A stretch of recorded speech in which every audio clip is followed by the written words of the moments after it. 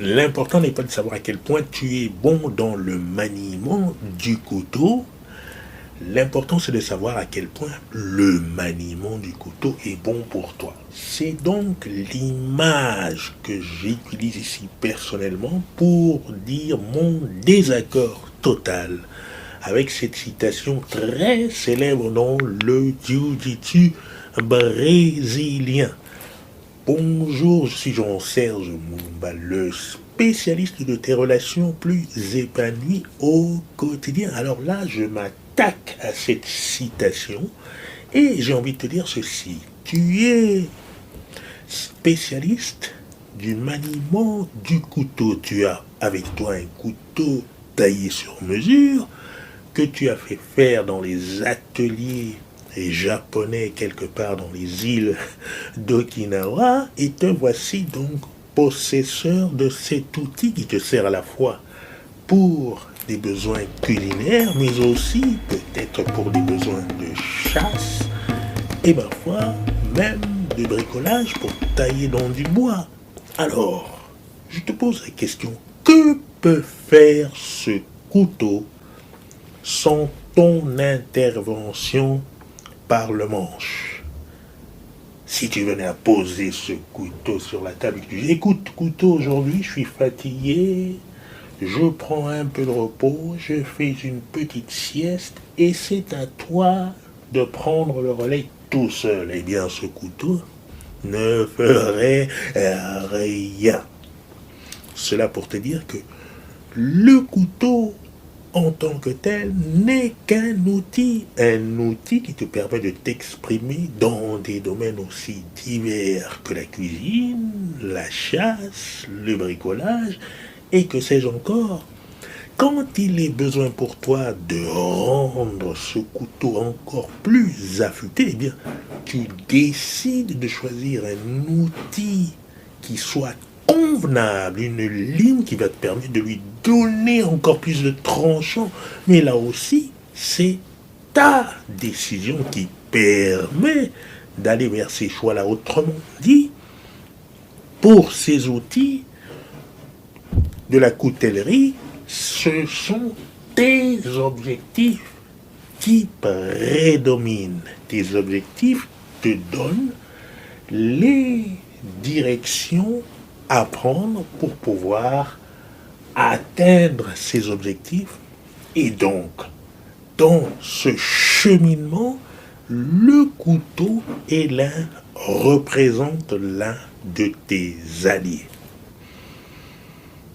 Si on vient maintenant dans le domaine du jiu-jitsu brésilien, eh bien le jiu-jitsu, c'est un outil qui te sert pour tes objectifs. Quels sont tes objectifs? Alors pour certains, c'est d'aller gagner des compétitions dans le quartier ou dans la banlieue. Pour d'autres, c'est peut-être aller jusqu'au niveau national. Pour d'autres encore, international, MMA, peut-être militaire, tout ce qui est possible d'imaginer.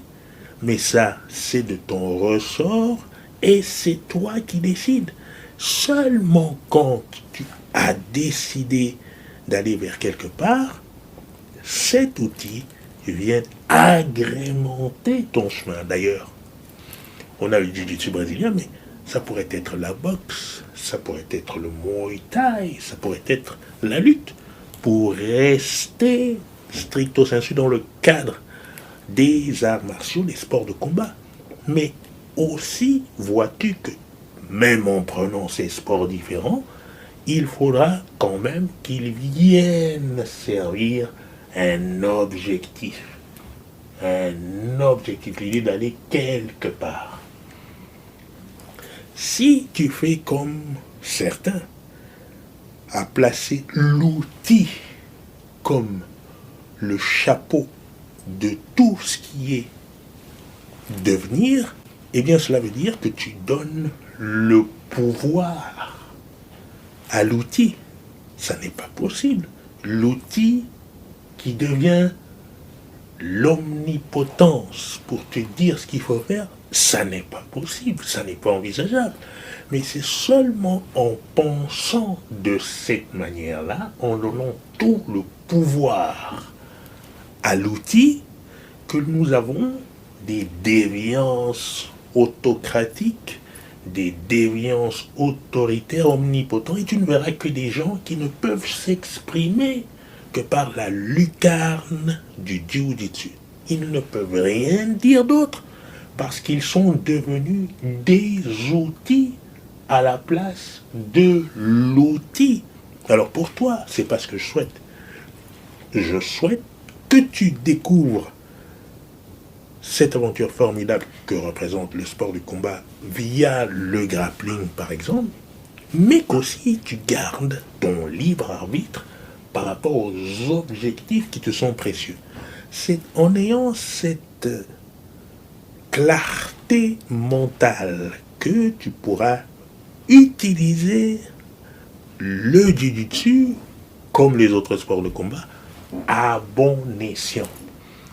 Parce que ce qui compte, c'est l'homme, c'est l'être humain, les êtres humains qui choisissent d'embrasser cet outil pour devenir des meilleures versions d'eux-mêmes. Ce n'est pas des êtres humains qui viennent servir un outil.